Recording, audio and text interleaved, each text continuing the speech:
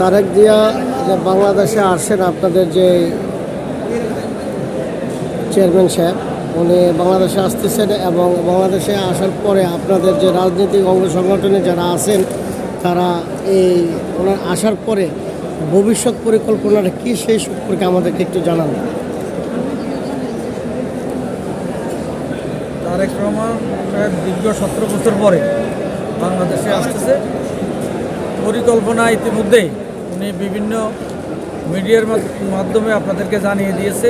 উনি যদি আল্লাহ রহমত নাজিল করে এবং আগামী নির্বাচনে যদি বিজয়ী হয়, তাইলে উনি যে কর্মসূচিগুলো দিছে সেগুলো উনি বাস্তবায়ন করবেন।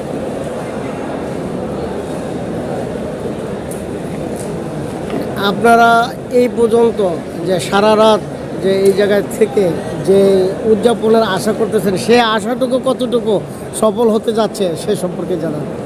আমরা 17 বছর জেল জুলুম হলিয়া ঘুম বিভিন্ন হয়রানির মধ্য দিয়ে আমাদের 17 বছর কেটেছে। আমরা তারেক রহমান দেশে আসবে এই আশায় আমরা এক রাত্র কেন যদি এক সপ্তাহ ঘুম না গিয়েও আমরা তার জন্য অপেক্ষা করতে রাজি আছি এবং এক রাত্র তো কোনো ব্যাপারে না। ঠিক বাংলাদেশে আসবে এবং বিএনপি ধানের শীষের মার্কায় বাংলাদেশের লোক ভোট দেওয়ার জন্য মুখিয়ে আছে এবং আমাদের 1/3 আসন নিয়ে ইনশাল্লাহ বিএনপি জয়লাভ করবে ইনশাল্লাহ। আপনারা কোন জেলা থেকে আসছেন? আমরা গাজীপুর মহানগর থেকে আসছি। আপনাদের গাজীপুর মহানগরের যে কর্ণধার ধানের শীষে কে রয়েছেন?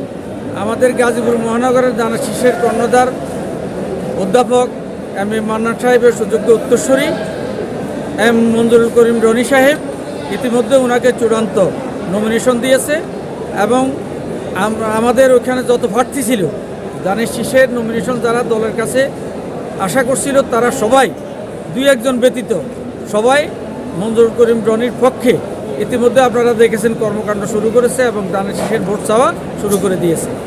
মঞ্জুরুল করিম রনি আপনারা জানেন মান্না সাহেব 2001 সালে নির্বাচনে সর্বোচ্চ ভোট পেয়ে উনি নির্বাচিত হয়েছিল।